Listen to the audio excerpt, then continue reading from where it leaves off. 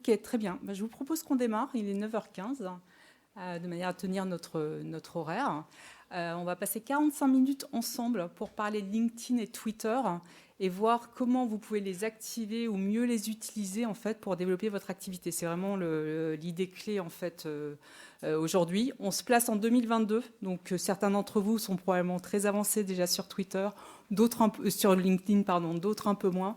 Donc on verra ensemble. Je vais essayer de vous apporter à tous en fait des éléments de progrès. On apprend tous les jours en fait sur LinkedIn comme sur Twitter. Alors, je vais juste me présenter rapidement. Donc moi, je suis Valérie Marc. Je suis auteure de 3 ouvrages en fait sur les médias sociaux à destination des entrepreneurs qui ont été publiés par les éditions Duno. Comment développer votre activité grâce aux médias sociaux, qui a été le premier. On en est à la 3e édition. Un ouvrage dédié, consacré à LinkedIn et Twitter, dont la 2e édition est parue il y a 2 ans maintenant. Et enfin, un ouvrage dédié aux médias sociaux visuels, que sont notamment Instagram et YouTube. Je fais également du conseil et de la formation en communication sur les réseaux sociaux. Et je viens également de co-développer avec une amie qui est conseil et experte en créativité, un podcast qui porte sur la créativité pour tout le monde, en fait. Donc, comment activer ou prendre confiance dans sa créativité, qui s'appelle Le Chapitre. Et je vous en reparlerai tout à la fin. Ce sera la minute. Les annonces paroissiales de la fin comprendront quelque chose à propos du podcast également. Alors, ce qu'on va voir ensemble aujourd'hui, c'est quelques points clés sur le profil, comment on peut cranter en fait sur notre profil LinkedIn pour raconter la bonne histoire et avoir un profil attractif. Donc ça, ce sera le premier point. Ensuite, comment on peut augmenter la visibilité de ces publications, des publications que vous partagez en fait, donc en essayant de comprendre comment fonctionne l'algorithme de LinkedIn, donc deuxième point. Troisième point, on verra 3 tactiques pour conquérir des clients sur LinkedIn. Et 4e point, on verra Twitter. Qu'est-ce que peut nous apporter Twitter? Et on ne va pas essayer de devenir des tweetos influents aujourd'hui, mais vraiment l'utiliser en veille, parce qu'on verra qu'il y a un réel intérêt. Alors, en fin de conférence, je vous donnerai un lien pour pouvoir télécharger, obtenir la présentation PowerPoint. Donc ça, je vous le donnerai à la fin. Sentez-vous libre de prendre des photos pendant la conférence. La seule chose que je vous demande, c'est tout le matériel qu'on voit ensemble. Les photos, si vous avez envie d'en partager une sur les réseaux sociaux, 0 problème. Le PDF que je vous enverrai après, ne pas le diffuser, bien évidemment. Il est pour les personnes qui assistent à mes conférences. Voilà. Je vous demande juste de respecter ça. Alors, comment augmenter l'efficacité de votre profil ? Et en fait, il faut se rendre compte que notre profil LinkedIn a 2 audiences. On va parler tout de suite d'une première audience que sont les humains. Et on va parler ensuite d'une deuxième audience qui est le robot indexeur de LinkedIn. Et les humains et le robot n'ont pas les mêmes besoins. Donc, dans un premier temps, quand on s'adresse au robot, et c'est pour ça que pour ceux qui sont arrivés plus tôt, je vous ai demandé de faire un jeu qui était présenter la personne qui est à côté de vous sur la base de ce que vous trouvez sur LinkedIn et Google. Et donc, en fait, sur votre profil LinkedIn, ce qui va être absolument essentiel, c'est que sur la base de ce que vous avez écrit sur votre profil, on comprenne clairement quelle est votre activité. Et quelle est votre activité? C'est je fais quoi? Je m'adresse à qui? Quel est le bénéfice que j'apporte à cette organisation, à cette personne, à ses clients? S'il y en a plusieurs, je détaille par typologie de clients, ce qu'on appelle les personas maintenant. Je peux vraiment rentrer dans ce niveau de détail. On a matière pour s'exprimer en fait sur LinkedIn. Pourquoi c'est important? Parce qu'en fait, on a 2 types d'audience. On a des clients potentiels qui vont venir voir notre profil. D'ailleurs, maintenant, de plus en plus souvent, quand on a rendez-vous avec un prospect, il est venu voir sur notre profil LinkedIn, il s'est renseigné, en fait, parce que c'est la page d'accueil de notre existence, en fait, sur Internet maintenant. Donc ça, c'est vraiment un point important. Et puis, l'autre point, on a certains de nos contacts qui adoreraient nous rendre service, qui voudraient nous recommander, mais il faut qu'ils comprennent bien ce qu'on fait. Et eux, souvent, ils ont besoin d'exemples. Alors, ils n'ont pas besoin de savoir que vous faites du conseil en créativité et que vous avez fait une intervention auprès du CODIR, de machin. On n'a pas besoin, parce que souvent, on a le frein, en fait, de la mention de nos clients. On n'a pas besoin de rentrer dans ce niveau de détail. Mais en revanche, ce que l'on peut tout à fait faire, c'est dire, voilà le type de mission que je fais. Donc, intervention de sensibilisation auprès des CODIR sur le rôle des réseaux sociaux sur la marque employeur, par exemple. D'accord ? Donc, on peut rentrer dans ce niveau de détail sans donner, en fait, de nom de client, bien évidemment. Mais il faut donner des exemples, en fait. Il faut illustrer notre profil. Donc, premier point, je m'adresse à des humains. Deuxième point, je m'adresse à un robot. Évidemment, le robot, il ne fonctionne pas du tout de la même manière que les humains. Le robot regarde où sont les mots-clés qui correspondent à des recherches qui sont faites sur LinkedIn et est-ce que ces mots-clés sont bien positionnés. Il ne faut pas hésiter, en fait, à rappeler, à donner plusieurs fois les mêmes mots-clés. Moi, B2B, c'est un mot-clé qui est important pour moi. Donc, le mot-clé B2B, en fait, je vais le mettre plusieurs fois sur mon profil parce que c'est un mot-clé important. Donc là, vraiment, on a un point important. Alors, les zones qui sont les zones les plus importantes sont le titre de votre profil, le titre des expériences, donc l'expérience actuelle et les expériences antérieures. Les compétences également vont être importantes. Et après, tous les espaces d'expression sur le profil LinkedIn. D'accord ? Tous les champs de votre profil LinkedIn vont être importants également. D'accord ? Alors, on vient de parler du titre du profil. Je vais passer un peu de temps dessus parce que ça, c'est ce que j'appelle les Champs-Élysées de votre profil. Tout simplement parce que cette zone de titre, elle vit à l'extérieur de votre profil. Quand vous partagez une actualité, votre titre est rappelé. Quand vous demandez quelqu'un en contact, le titre est rappelé. Et il y a une troisième action qui vient de disparaître. Mais bon, concrètement, quand vous faites une demande de contact. Quand vous faites une demande de contact, le titre est rappelé également, en fait. D'accord ? Donc, les gens voient votre prénom, votre nom, votre photo, votre titre dans plein d'endroits sur LinkedIn. Donc, il faut soigner ça, en fait, en d'autres termes.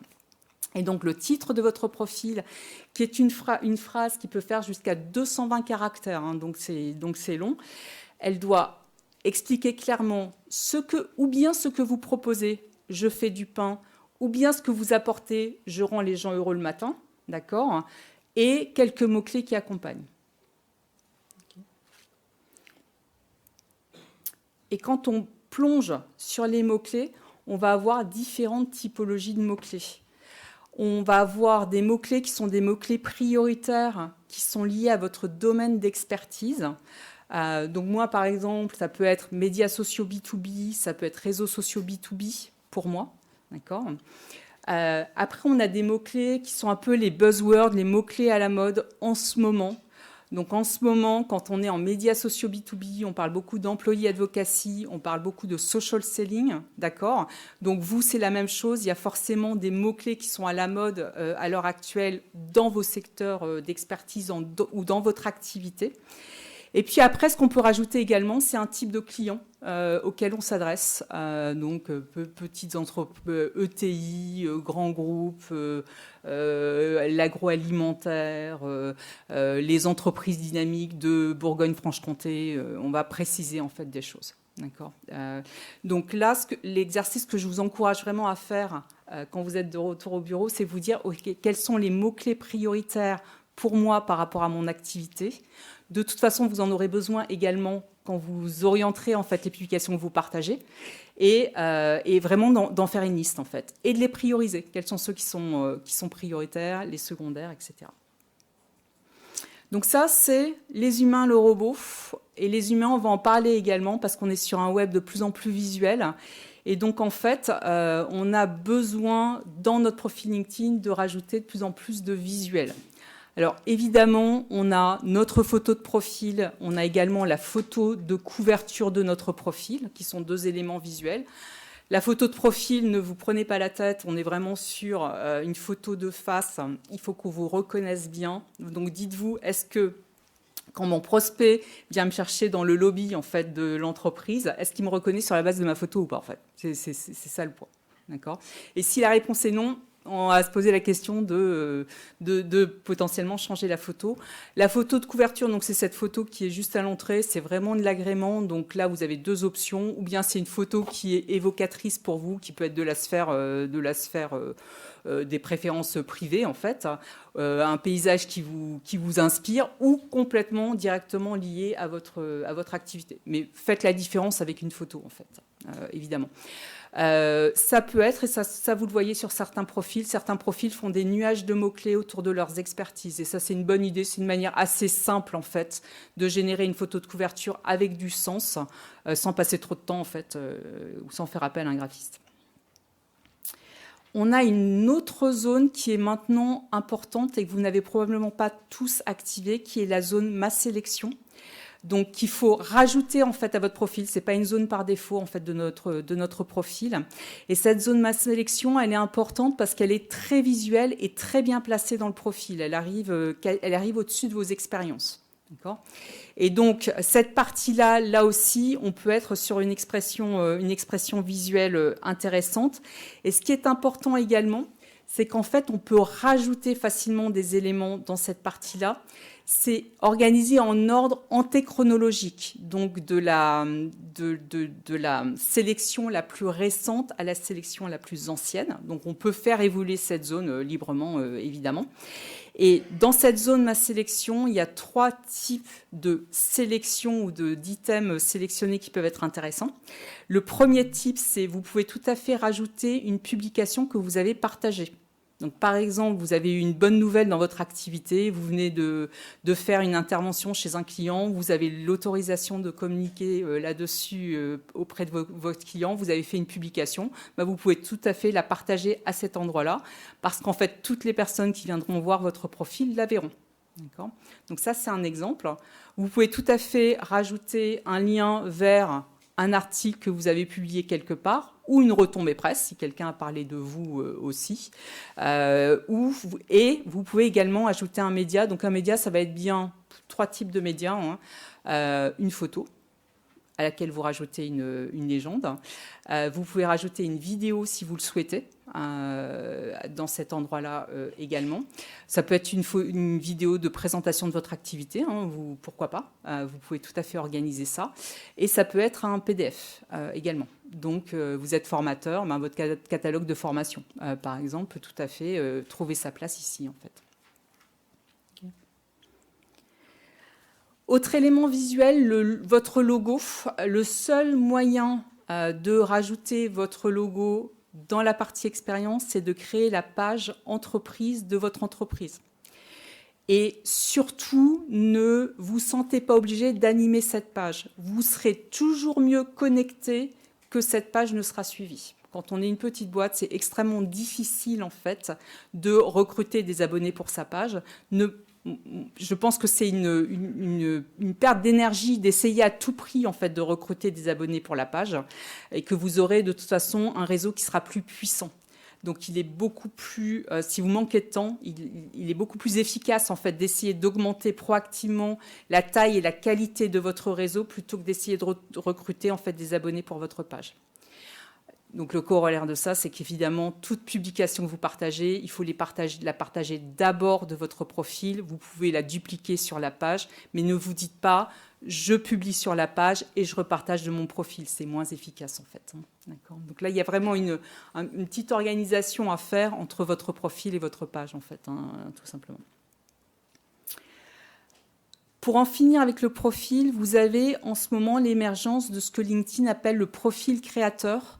Donc, certains d'entre vous ont dû le voir, en fait, quand vous êtes sur votre profil, vous avez la possibilité de choisir le mode créateur activé ou désactivé. Et vous voyez également que quand vous arrivez sur le profil de certains membres, vous voyez sujet de prédilection et vous avez une liste de mots-clés ou de hashtags qui se succèdent. Et en général, quand vous arrivez sur le profil de cette personne, vous ne trouvez pas le bouton se connecter, vous trouvez le bouton suivre, en fait. Donc ça, c'est une nouvelle typologie de profil en fait, que LinkedIn a lancé. LinkedIn veut que nous produisions de plus en plus de contenu de manière à ce que les gens passent de plus en plus de temps sur LinkedIn et de manière à ce qu'ils puissent vendre de plus en plus de publicité. Donc c'est vertueux pour LinkedIn qu'on devienne créateur de contenu et que ce contenu soit hébergé sur LinkedIn évidemment. En fait. Alors on verra qu'on va essayer d'être plus astucieux par rapport à ça, mais néanmoins, le profil créateur est un profil qui est bien boosté en ce moment sur LinkedIn, ou en tout cas, il nous encourage à le faire. Il y a des avantages et des inconvénients au profil créateur. Donc ça veut dire que si vous décidez de le faire, il ne faut pas le faire n'importe comment et ça inclut un certain nombre de contraintes pour vous en fait. En termes d'avantages, vous avez vu, on voit tout de suite vos champs d'expertise. Donc il y a vraiment un gros focus sur les choses que vous savez bien faire et c'est vous qui décidez de ces champs d'expertise.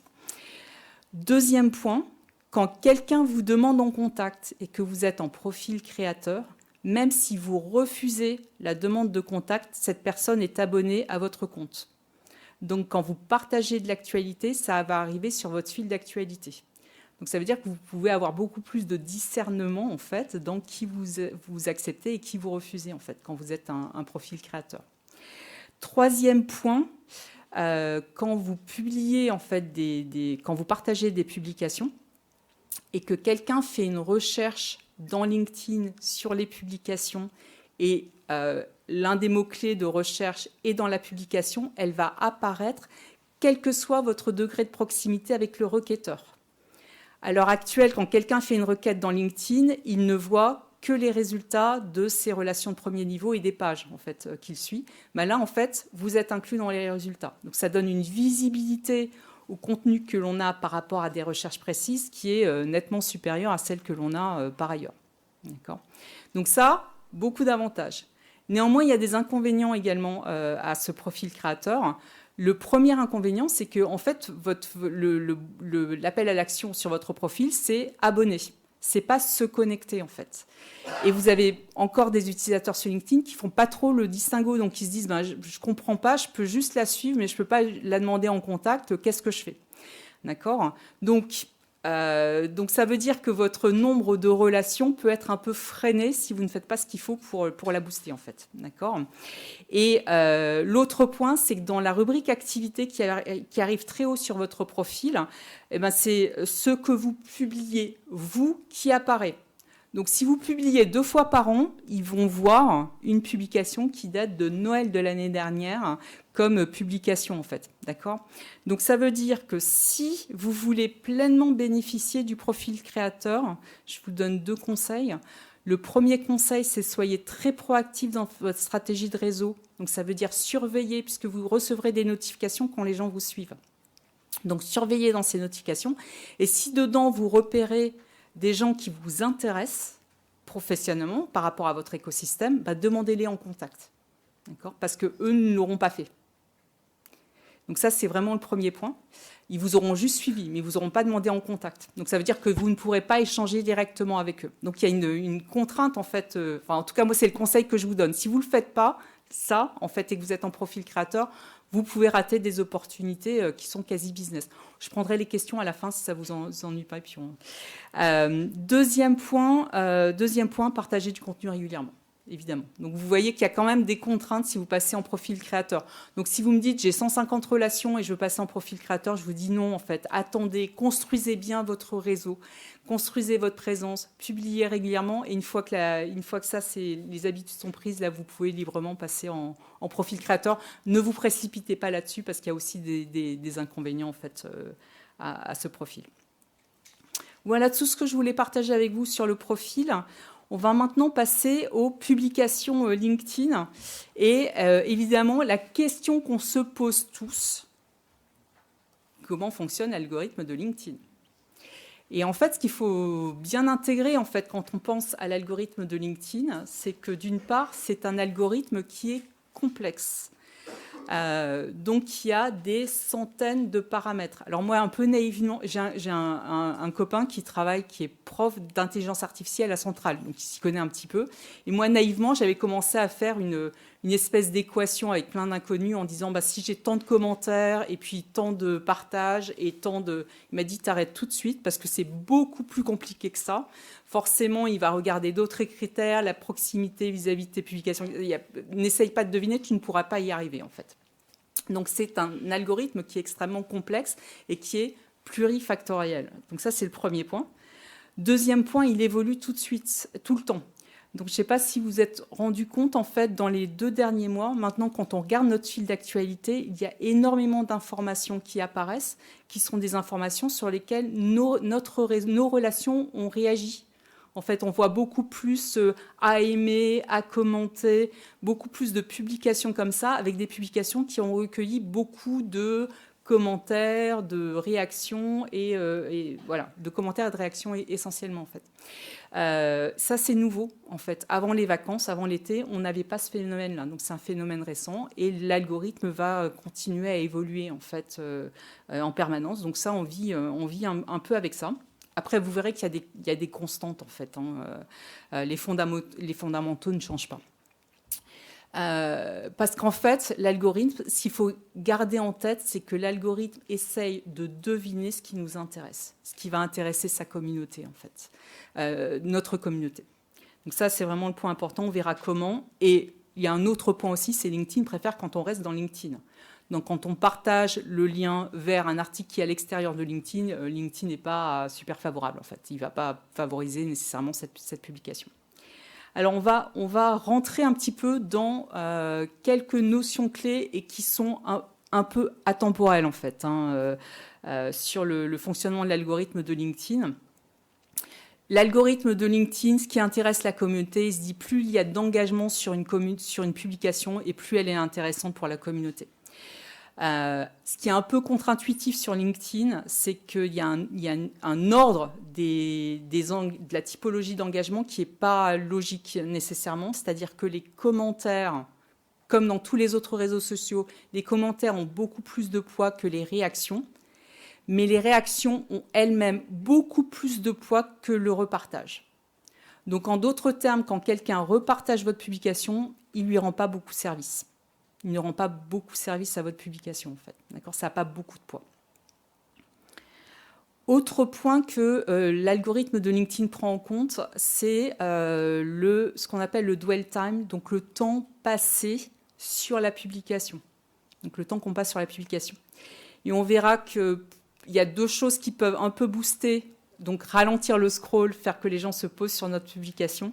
C'est la longueur du texte que l'on met et évidemment l'intérêt du texte. Sur LinkedIn, on peut publier une publication jusqu'à 3000 caractères, donc c'est énorme. Et deuxième point, des médias qui incitent à l'interaction.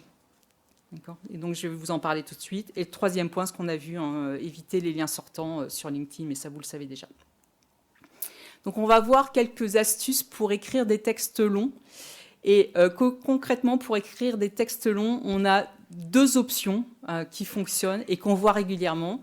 On a l'option 1, je raconte une histoire. Et alors là, on en voit plein en ce moment sur LinkedIn, ce que les Américains appellent from rags to riches. Donc, j'étais malheureux et personne ne prêtait attention à moi, etc., etc. Et puis, j'ai eu l'illumination ou une chance extraordinaire. J'ai rencontré et puis voilà, je suis hyper successful maintenant. Voilà. Donc ça, moi, j'ai pas de jugement par rapport à ça. Il faut pas en abuser non plus parce qu'on lasse assez rapidement son audience. Il faut que l'histoire soit authentique, parce que là, autrement, on se fait quand même épingler. Il faut le sentir. Moi, personnellement, je le sens pas, mais après, c'est un choix vraiment individuel. Donc, pas de jugement par rapport à ça. Ça fonctionne. Ça, c'est le point important, c'est que ça fonctionne en termes de nombre de vues. D'accord, ça fonctionne en termes de nombre de vues. Après, il faut que vous soyez à l'aise avec ça par rapport à votre propre image, en fait. Deuxième option, c'est écrire en pyramide inversée. Donc, je vais expliquer un peu derrière, mais comme ça, on peut écrire un texte long. Parce qu'en général, quand je vous dis, vous pouvez écrire un texte entre 900 caractères et 3000 caractères, vous me dites, non mais Valérie, personne ne lit 3000 caractères ou même 900 caractères sur son écran de mobile, en fait. Personne ne lit, sauf que si, en fait, mais il faut organiser son texte. Et donc, pour organiser son texte, il faut écrire, donc c'est l'écriture pour le web. Je commence toujours par une phrase un peu accrocheuse et qui donne l'idée clé, en fait, de ma publication. Donc, j'accroche. Parce que, en fait, dans cette première phrase, elle est vraiment importante puisque sur la base de cette phrase et du visuel, l'individu va choisir s'il veut en lire plus, d'accord ? S'il veut dérouler, en fait, la suite. Donc, une bonne phrase d'accroche, alors pas sibylline, en fait, il faut vraiment une phrase d'accroche, en fait, où on ait envie d'aller plus loin, d'accord, avec une vraie valeur. Et ensuite, on peut organiser, on peut rentrer dans le détail, D'accord, on peut faire un premier paragraphe, un deuxième paragraphe. On peut mettre des bullet points. Là, vraiment, on se fait plaisir. On peut organiser avec des emojis donc, on n'est pas sur Instagram, on ne va pas mettre des palmiers partout, mais néanmoins, on peut un peu organiser le texte, en fait. Et puis ensuite, vous finissez sur ou une question ou un appel à l'action. En fait, vous pouvez tout à fait vous autoriser ça. Vous pouvez mentionner d'autres personnes. Alors attention sur les mentions, parce que parfois on voit beaucoup trop de mentions. Donc quand vous mentionnez d'autres personnes, il faut quand même que vous mentionniez des gens qui sont susceptibles de répondre, en fait, de réagir à votre publication. Autrement, LinkedIn se rend compte que vous mentionnez des gens qui ne réagissent pas, ça ne les intéresse pas, il prend ça pour du spam. Donc attention à ne pas trop mentionner. Et en fin de publication, vous pourrez rajouter des hashtags. En ce moment, le conseil, ce n'est pas plus de 3 hashtags par publication. D'accord, donc juste garder ça en tête. Donc ça, c'est la pyramide inversée. Donc là, on a vu le texte. Et enfin, juste pour finir sur les médias qui peuvent inciter à ralentir ou à interagir. La vidéo, évidemment, permet de faire ça, puisqu'on prend un certain temps pour regarder une vidéo. Et également, tout ce qui est carrousel, vous en voyez, où il faut effectivement appuyer en fait, sur une petite flèche pour voir la suite. Ben forcément, j'appuie, j'accède à l'autre image, j'appuie, j'accède à l'autre image, et donc je ralentis mon scroll mécaniquement sur la publication. En fait. Donc évidemment, il faut que la première image donne envie en fait, d'aller plus loin. Alors juste un truc, parce que pour ceux qui ne savent pas, si vous voulez produire ce genre de choses, on voit plein d'exemples en fait sur LinkedIn. Vous utilisez une solution qui s'appelle Canva, qui est une solution en freemium. Donc vous avez une version gratuite. Qui connaît Canva dans la salle ? Oui, donc voilà. Donc vous utilisez Canva, vous prenez le modèle Twitter Post et puis vous rajoutez des pages et vous générez ça en PDF et c'est fini en fait, c'est plié. Donc vous avez fait votre carrousel. Alors, comment on organise sa conquête client sur LinkedIn ? Alors, je vais vous donner différentes tactiques. Une première tactique, c'est ce que j'appelle la tactique du dauphin. Et évidemment, depuis Flipper et le dauphin, on adore tous les dauphins, ce sont des personnages sympathiques. Quand on était petit, on avait tous envie d'avoir une piscine avec un dauphin dedans, ce qui n'était pas rendre service à l'animal, mais néanmoins, on a une image hyper donc, sympathique, intelligent, sociable, très positive en fait du dauphin. Donc la stratégie du dauphin, qui est une stratégie qu'on peut mettre en place au long cours. Donc en général, les dauphins sont des gens. Donc l'objectif, c'est de faire venir à soi. Comme on est sympa, les gens viennent à nous, en fait. Sympa, intelligent, les gens viennent à nous. En général, les dauphins sont très connectés dans un écosystème donné, donc bien choisi. Et ils partagent régulièrement de l'actualité, mais ce sont aussi des gens de réseau, donc ils donnent beaucoup. Ils sont aussi actifs sur les publications des autres membres. C'est pas uniquement je prends en fait. Et cette image du dauphin, moi j'avais rencontré une femme qui était le dauphin type, donc qui travaillait dans le secteur de l'immobilier. Elle faisait de l'accompagnement conseil, en fait, marketing, développement commercial auprès d'agences immobilières. Elle était connectée avec tous les patrons de réseaux immobiliers, des tas d'agences. Elle avait un réseau de 3000 ou 4000 personnes hyper ciblées dans ce secteur-là, écosystème, partageait régulièrement des publications et elle utilisait LinkedIn comme un outil réseau, en fait. Donc ça, c'est le dauphin typique, en fait. La stratégie dauphin, on peut avoir une stratégie complémentaire qui est une stratégie à usage ponctuel, qui est la stratégie de l'aigle, beaucoup moins sympathique, mais néanmoins efficace. Et donc l'aigle, se souvenir comment chasse l'aigle. Donc l'aigle prend de la hauteur, il prépare, il repère en fait, donc il cercle, il repère sa proie, et une fois qu'il a repéré sa proie, il fond sur la proie et la bestiole en bas, elle a quand même assez peu de chances d'en réchapper en fait. D'accord. Bon, c'est un petit peu sanguinolent tout ça, mais néanmoins, on va faire des aigles sympas. Néanmoins, la stratégie de l'aigle, c'est à chaque fois que donc on est vraiment en chasse là, donc on est extrêmement proactif, on est extrêmement précis. Donc quand vous vous dites, je veux absolument rentrer chez Epson et pour rentrer chez Epson, il faut que je rencontre le directeur marketing, en fait là je suis en posture d'aigle. Parce qu'il faut que j'identifie quel est le nom du directeur marketing chez Epson. Donc je vais utiliser LinkedIn pour le faire. que je prenne des informations sur cette personne en utilisant LinkedIn et Google, hein, on va pas se freiner, et après que j'approche cette personne, ou bien en approche directe via LinkedIn, ou bien parfois, moi, je me rends compte qu'il n'est pas très actif sur LinkedIn, et donc il vaut mieux que j'appelle en demandant à lui parler directement, ou que je devine son adresse email pour lui envoyer un mail, en fait, ou voir qui peut me mettre en relation avec. D'accord, donc là, on est vraiment. La stratégie de l'ex, c'est vraiment une stratégie hyper précise par rapport à un type de compte particulier, en fait. Je vous donne juste quelques trucs sur la recherche LinkedIn. Vous avez dans LinkedIn accès à une recherche avancée.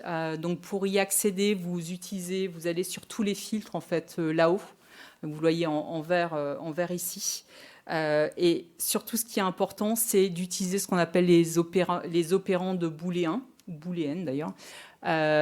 Donc le or, le and et les guillemets, en fait, pour préciser votre demande. Pourquoi je vous dis ça? C'est parce que si chez Epson, le titre de cette personne, c'est Marketing Director, en mettant Directeur Marketing, je ne vais pas le trouver. Donc, vous avez intérêt, si vous ne voulez pas y passer trop de temps, à faire des recherches un peu compliquées de ce type, en fait, hein, tout simplement. Donc, en jouant avec le or, donc c'est l'un ou l'autre. Quand je mets entre guillemets, c'est la recherche précise. C'est la même structure dans Google, hein, d'ailleurs, et sur Twitter, c'est pareil, en fait. Et le and, c'est que je veux que les deux termes soient sur le profil. Troisième tactique, et là on va rentrer dans un sujet un peu plus compliqué et sur lequel il n'y a pas un accord de tout le monde. Donc ça, je vais vous parler de cette partie-là. Vous avez qui a déjà entendu parler de gross hacking dans la salle? Un peu, ouais. Donc là, donc en fait, ce sont pas mal de techniques qui permettent d'accélérer en fait d'accélérer la croissance, d'accélérer la conquête, souvent en s'appuyant sur des outils d'automatisation, qui s'appellent automation en fait. Je vais vous présenter le principe. Moi, je l'utilise avec beaucoup de précaution parce que, comme vous, je n'aime pas recevoir des mails qui paraissent être des mails automatisés qui n'ont pas été écrits par moi. Pour moi, pardon. Donc on peut l'utiliser, mais il faut que ce soit extrêmement bien fait pour que l'autre ne se sente pas spammé, en fait, hein, tout simplement. Mais typiquement, ce que l'on peut avoir, c'est on a une demande de contact. Vous recevez une demande de contact. Vous acceptez la demande de contact. Vous avez un premier message qui vous propose quelque chose ou qui vous pose une question. Vous réagissez, vous entrez en relation en fait avec l'autre et vous utilisez, et il utilise la messagerie LinkedIn en fait pour le faire. Et si vous ne réagissez pas tout de suite ou ne répondez pas, vous avez un deuxième message de relance, puis un troisième message de relance. Et normalement, au bout du troisième message de relance, on arrête. On sent bien que l'autre va finir par être agacé en fait. Donc ça, vous avez probablement reçu des messages ou des approches de ce type-là. Donc sachez qu'en général, il y a un outil en fait d'automation qui est derrière ça. Évidemment, ça fait gagner du temps. Évidemment, ça permet de contacter beaucoup plus de personnes que quand on le fait de manière manuelle et individuelle.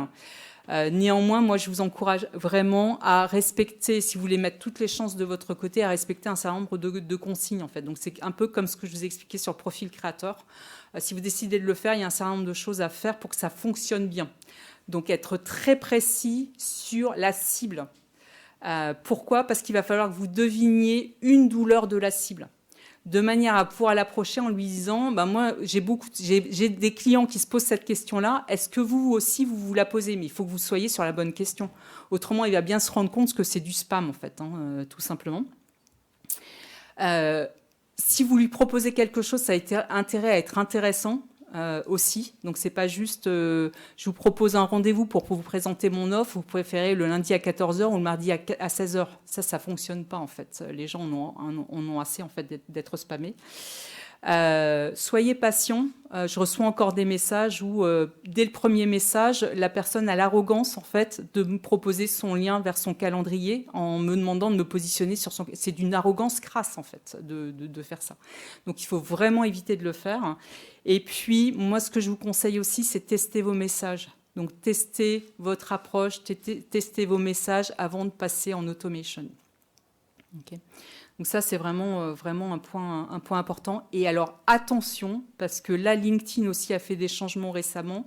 Quand on envoie trop de demandes, et le chiffre est en train d'être précisé, mais trop de demandes d'un coup, en fait, LinkedIn bloque votre possibilité de faire des demandes de contact en fait, pendant une période déterminée, enfin, d'au moins une semaine.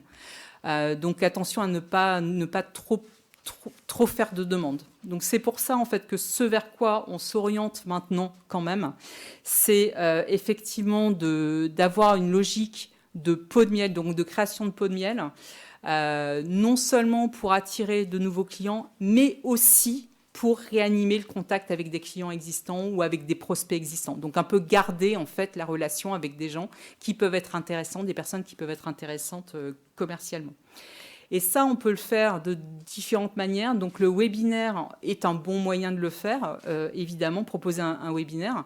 Proposer un contenu à forte valeur ajoutée. Donc là, c'est un exemple justement du fondateur d'une de ces plateformes d'automation qui s'appelle Neodeal.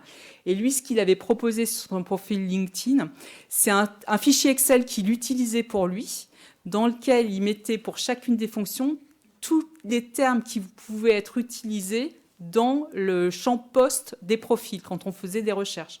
Donc un truc d'une valeur vraiment intéressante. Et en fait, lui, il s'est dit, moi, je vais l'utiliser pour générer des leads. Ça a vraiment bien fonctionné en fait pour lui. Donc contenu à forte valeur ajoutée.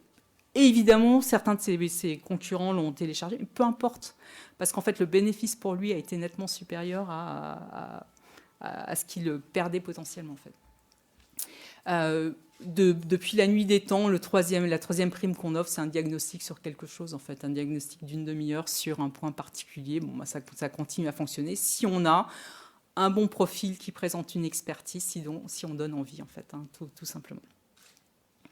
Dernier point, comment on utilise Twitter pour organiser sa veille. En fait, ce qu'il faut garder en tête pour Twitter, c'est que vous avez encore 80% des journalistes français qui utilisent Twitter. Et l'une des raisons pour lesquelles ils utilisent Twitter, c'est pour médiatiser leurs articles, pour partager leurs articles. Donc en fait, quand sur une expertise donnée, on fait une recherche dans Twitter, très souvent, on va trouver les derniers articles publiés sur cette expertise, en fait, ou sur cette donnée, ou sur cette entreprise. Donc c'est pour ça que c'est un très bon outil de veille. Alors, ce que vous pouvez mettre en place très facilement pour en profiter pleinement, c'est juste vous créez un compte Twitter. Si vous n'êtes pas actif sur Twitter, ça n'a aucune espèce d'importance. Et après, vous pouvez utiliser un outil qui s'appelle TweetDeck, qui appartient à Twitter et qui vous permet de faire un tableau de bord de veille. Donc, pour le mettre en place, c'est super simple. Donc, c'est sur ordinateur uniquement, il n'y a pas d'application mobile, mais sur ordinateur, vous vous connectez à votre compte Twitter et dans un autre onglet, vous commencez à écrire TweetDeck et automatiquement, votre tableau de bord va être créé et après, vous pourrez le customiser. Donc, le customiser, ça veut dire définir les colonnes que vous voulez avoir. Et donc, vous voyez dans ce début en fait, de TweetDeck, moi, j'ai une colonne par sujet. Donc là, par exemple, le hashtag social selling est un hashtag qui est important pour moi en termes de veille. J'ai fait une colonne social selling dans laquelle remontent tous les tweets qui contiennent le mot-clé social selling. En ordre antéchronologique. À aucun moment, je regarde tous les tweets qui ont été créés sur social selling depuis la nuit des temps, parce que là, on y sera encore. Mais concrètement, vous pouvez paramétrer des colonnes autour de mots-clés particuliers ou autour de listes de tweetos également, donc de personnes qui sont sur Twitter. Et donc, ça vous permet d'avoir les tweets émis uniquement par une liste de membres de Twitter. En fait. En conclusion, plusieurs points. Je vous encourage évidemment, vous l'avez vu, il y a beaucoup de choses où on est parfois passif sur LinkedIn, où on a créé son profil, on n'y touche plus. Là, il faut passer de passif à proactif. Et c'est un peu tous les jours, en fait, LinkedIn. C'est vraiment l'intégrer dans sa routine quotidienne. Ne négligez pas la dimension sociable de LinkedIn. Donc, souvenez-vous que social media, c'est à la fois social et sociable. Donc, en fait, vraiment réagir aux publications des autres, être en interaction, envoyer un petit message de temps en temps. On est sur un outil qui est une prolongation, en fait, de notre réseau dans la vraie vie. C'est pas un truc à part, en fait. Ça fonctionne bien quand c'est en synergie avec ce que l'on fait par ailleurs en physique. Soyez orientés vers l'autre. Il y a trop de gens qui utilisent LinkedIn d'une manière extrêmement égoïste à l'heure actuelle et auto-centrée.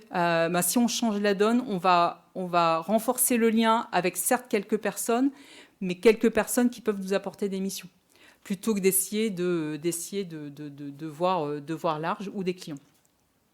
N'oubliez jamais que sur LinkedIn, vous êtes chez LinkedIn et régulièrement ils changent les choses. Donc ça veut dire que la tendance à l'heure actuelle quand même, c'est on ne laisse pas tomber sa liste de diffusion d'une newsletter par exemple. Moi j'avais plus de carte de visite depuis 2 ans, je vais réimprimer des cartes de visite. Parce que maintenant, avoir la carte de visite avec la bonne adresse mail, l'adresse mail professionnelle de l'autre devient important. On ne peut plus uniquement s'appuyer sur LinkedIn en d'autres termes. Donc, je vous encourage vraiment aussi à regarder dans tout ce que vous faites en digital, quels sont les points de contact hors LinkedIn avec des personnes qui vous intéressent. On ne peut plus le laisser tomber là, cet aspect-là, en fait, maintenant. Et voilà, ne mettez pas tous vos œufs dans le panier LinkedIn. Ça, c'est vraiment le point qu'on apprend cette année, parfois durement pour certains d'entre nous, en fait, tout simplement. Et comme toujours, l'Everest, c'est un pas à la fois. Donc voilà. Alors, il nous reste 7 minutes pour des questions. Alors, on va passer aux questions. Si vous voulez avoir le support, il vous suffira de vous connecter sur bit.ly/Valmark 2022 et vous aurez juste à remplir adresse email, prénom, nom et je vous l'envoie à la fin de la semaine. Donc, je ferai un envoi groupé, en fait. À 10h, je me retrouve sur le stand D15 pour continuer à échanger avec vous si vous le souhaitez, donc qui est le stand de Duno, parce que je vais dédicacer le livre sur LinkedIn et Twitter. Je vous invite évidemment à vous abonner à la page LinkedIn du podcast Le Chapitre, et je suis ouverte aux questions. Il doit y avoir un micro qui circule. Voilà, super. Bonjour, merci pour la qualité de l'intervention. J'avais une question concernant la nouvelle fonctionnalité, là, le mode créateur. En fait, quand on demande, donc quand la personne va demander à nous suivre, oui. Donc elle va nous suivre automatiquement, on ne peut pas le refuser, ça j'ai compris. Oui. En revanche, ça ne la met pas automatiquement dans notre réseau. Non. En fait, il faut qu'elle aille dans les 3 petits points qu'elle vous demande en contact, en fait. En plus. Et si elle ne le fait pas, c'est à nous de le faire. Voilà, exactement. Et souvent, les gens ne le savent pas, en fait. Donc, ils disent, je ne comprends pas, je ne peux pas la demander en contact. D'accord. Donc, oui. Okay. C'est pour ça que vous avez intérêt, en fait, derrière, à proactivement, ceux qui vous intéressent, vous les demandez en contact. D'accord. Ok, voilà, merci. C'est la contrainte.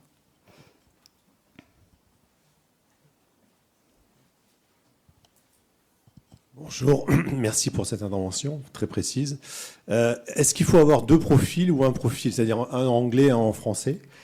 Parce qu'est-ce que ça joue sur l'algorithme? Alors, donc pas 2 profils, mais 2 versions du même profil. Juste qu'on soit bien clair sur les termes. À aucun moment, il faut que vous ayez 2 profils. Donc, de Valérie Marc sur LinkedIn qui sont trouvés, là, même si vous avez 2 activités différentes, ne faites jamais l'erreur de faire 2 profils. Parce qu'immanquablement, vos relations vous demandent en contact sur les 2 profils et vous finissez par avoir 2 profils à gérer, c'est l'enfer. La langue de votre profil, la langue dans laquelle est écrite votre profil dépend de votre réseau, en fait.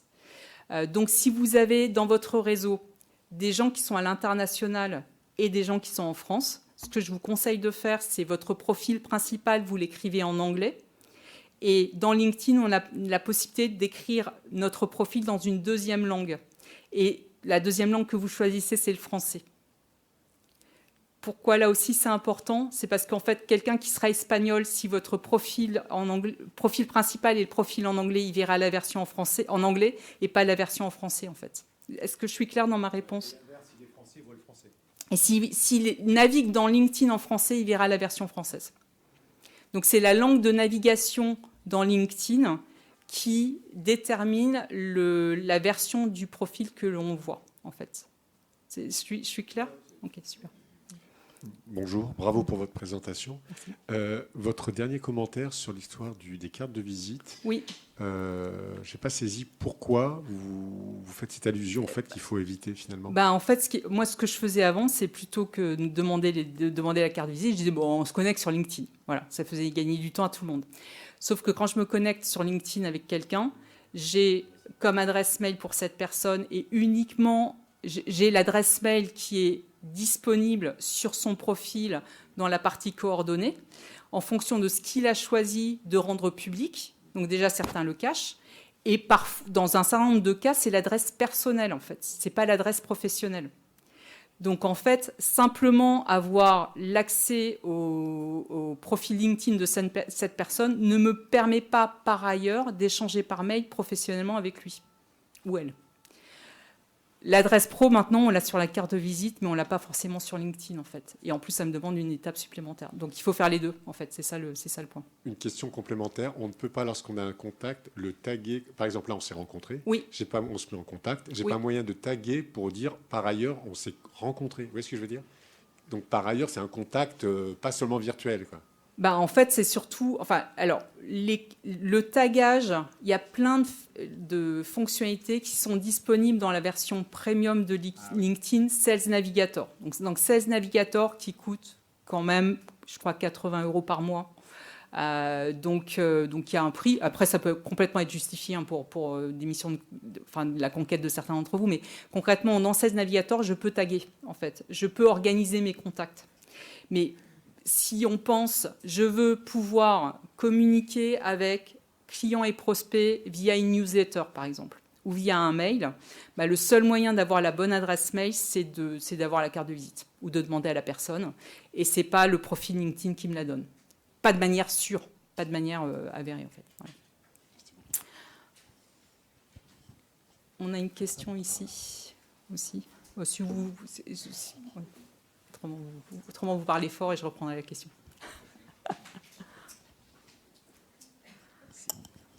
Merci pour tous ces renseignements. Moi, j'ai une petite question par rapport à, vous l'avez juste abordé, quand on a deux sortes de clients cibles. Oui. Donc, ce que vous disiez, c'était de toute façon garder un profil. Oui. Mais alors, est-ce que vous pouvez préciser un petit peu comment, notamment dans la présentation, comment on segmente ? Vous voulez donner votre cas précis, votre cas à vous voulez l'exprimer? Oui, là, moi en fait, pendant très longtemps, là, j'ai eu des clients, donc des entreprises d'une certaine taille pour mettre en place des systèmes de trésorerie. Oui. Et puis là, depuis peu, j'ai développé une activité cybersécurité pour aider des gens qui n'ont pas de service informatique, donc des indépendants, des TPE, etc. Donc deux populations complètement différentes. Alors, sur LinkedIn, on peut avoir deux expériences concomitantes.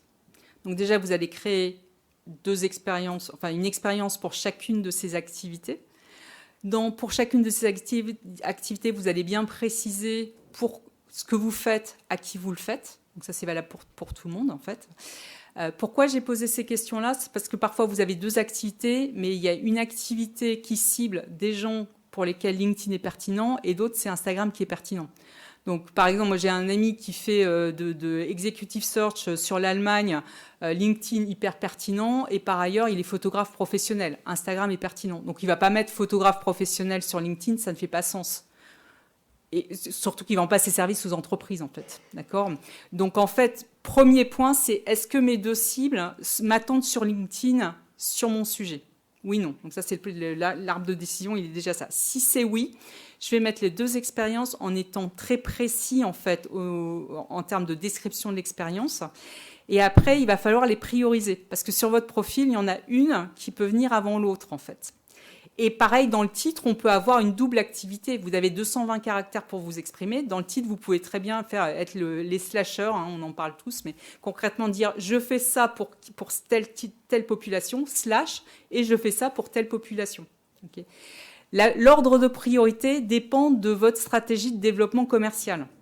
Donc, si pour vous, ce qui est prioritaire, il y a un type de mission qui arrive naturellement par votre réseau, et ce qui est prioritaire, c'est le développement du deuxième type d'activité, vous mettez la deuxième activité en priorité.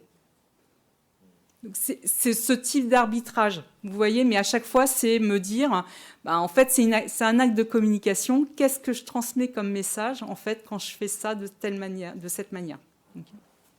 On a le temps pour une dernière question, s'il y en a une. Merci pour la qualité de votre intervention. Oui, c'était au niveau des recommandations. Oui. Est-ce que ça peut être, y avoir une influence par rapport à nos futurs clients et autres si on demande des recommandations? Et si oui, sous quelle forme et à qui les demander?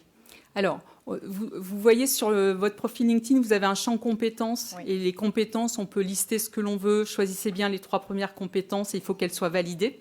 Donc ça, c'est un premier endroit où on peut laisser des traces de notre expertise, en fait. Parce qu'évidemment, plus une expertise est validée, et mieux c'est. Même si parfois on sait que c'est du retour d'ascenseur, peu importe. En fait, les gens sont quand même impressionnés. Quand vous arrivez sur le profil de quelqu'un, vous voyez 90 personnes ont validé son expertise, vous dites, bon, quand même, il doit être un peu compétent dans ce domaine. Les recommandations, donc les recommandations écrites par des gens que l'on connaît sont extrêmement précieuses. Ouais. Parce qu'elles sont un peu précieuses pour LinkedIn, parce qu'en fait, LinkedIn vous donne une note de qualité de votre profil. Après, je ne sais pas ce qu'il en fait, mais concrètement, quand vous avez des recommandations, il y aura une meilleure note de qualité en fait, de votre profil, mais elles sont extrêmement utiles pour les humains. En revanche, il faut orienter les recommandations. Donc, quand vous faites une demande de recommandation à quelqu'un, il y a 2 choses. Donc, c'est un message qu'on lui envoie via la plateforme. On va demander à quelqu'un de nous recommander. Déjà, faites une demande de recommandation à quelqu'un que vous appréciez, parce qu'il se peut que cette personne vous demande la réciproque. D'accord ? Donc ça, c'est le premier point. Je préfère... Voilà. Donc ça, c'est le premier point. Et deuxième point, j'oriente la demande de recommandation. Donc, par exemple, je vais dire... Patricia, on a bien travaillé ensemble sur telle mission. Est-ce que tu pourrais m'écrire une recommandation en mettant particulièrement en valeur tel point ? Okay. Parce que rien n'est pire que quelqu'un qui prend du temps pour vous écrire une recommandation et vous dit Valérie, c'était super de travailler avec ça, tu es vraiment un bon chef d'équipe et moi je fais plus de management, donc peu importe, ça n'a pas d'importance pour moi. D'accord ? Donc on oriente. Okay. Merci beaucoup. Stand D15, librairie Duno, elle est exceptionnelle, il y a des ouvrages fantastiques sur ça. Voilà, à bientôt. Merci. Merci.